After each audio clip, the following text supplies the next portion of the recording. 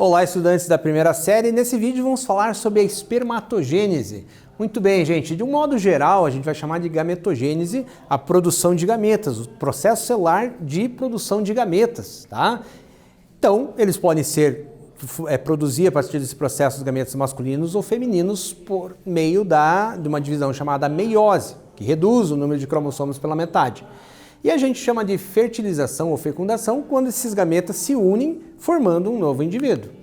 Muito bem, através dessa imagem, o que nós podemos observar? Uma mulher e um homem com o número total de cromossomos, o número 2N da espécie humana, que seria 46, tá? Produzindo gametas, óvulos, ovócitos, né, que a gente vai chamar, com 23 cromossomos, que é a metade do número, e espermatozoides também com 23. Através da fusão desses por meio da reprodução, o que vai acontecer? A formação do zigoto, que reestabelece o número 46 da espécie humana. Veja, ocorreu o processo meiose, reduziu a metade, mas na fusão restituiu isso e a partir dali começam as divisões celulares para formar um novo indivíduo.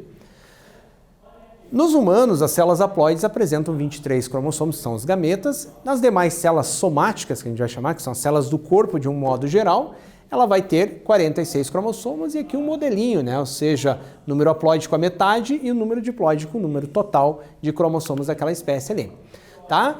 A produção do zigoto ou célula-ovo sofrerá grande número de mitoses, após fecundado, logicamente, né? Ele começa a se dividir em novas mitoses, formando duas células novas, que são os blastômeros, depois 4, depois 8, e vai se dividindo até formar um indivíduo completo durante ali todo o processo de gestação daquela espécie. A gametogênese, do modo geral, vai acontecer nas gônadas, que são glândulas específicas, né? No caso do macho, do homem, no caso, nós teremos ali os testículos, e no caso da mulher, os ovários, tá? Então, ela vai formando os processinhos através das meioses, né? Que vão reduzindo, depois uma fase de mitose, de divisão equacional no final, com a formação do que a gente vai chamar de gameta ao final de todo o processo ali. Então, essas fases que a gente vai chamar de gametogênese, de um modo geral, que vai acontecer tanto no homem quanto na mulher, no macho e na fêmea, ela é constituída de 3 grandes fases. A fase de multiplicação, a fase de crescimento e depois a fase de maturação. Porém, quando a gente for falar especificamente de espermatogênese, existe um último processo, um quarto processo, que é o processo de especialização ou espermiogênese, que a gente já vai ver ali. Então, quais são as etapas, tá? Numa primeira etapa, as espermatogônias se multiplicam, né?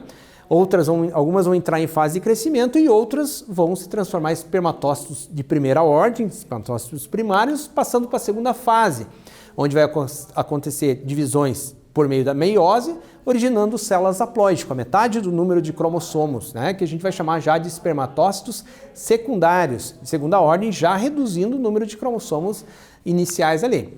E uma terceira etapa, né, onde tem uma segunda divisão da meiose, formando o que a gente vai chamar de espermátides. Ainda não são espermatozoides, são chamadas espermátides, né, que vão formar ali já com a metade do número de cromossomos. No entanto, no caso masculino, existe uma quarta fase, que é a fase de especialização ou diferenciação, onde essas espermátides elas vão perder parte do citoplasma dela, vão diminuir de volume e vão criar a cauda chamada flagelo, que vai permitir que essa célula ganhe mobilidade e possa se deslocar para o caso de fecundação. Ok, então, gente, nesse vídeo nós falamos sobre a espermatogênese. Espero que vocês tenham gostado e até breve. Valeu!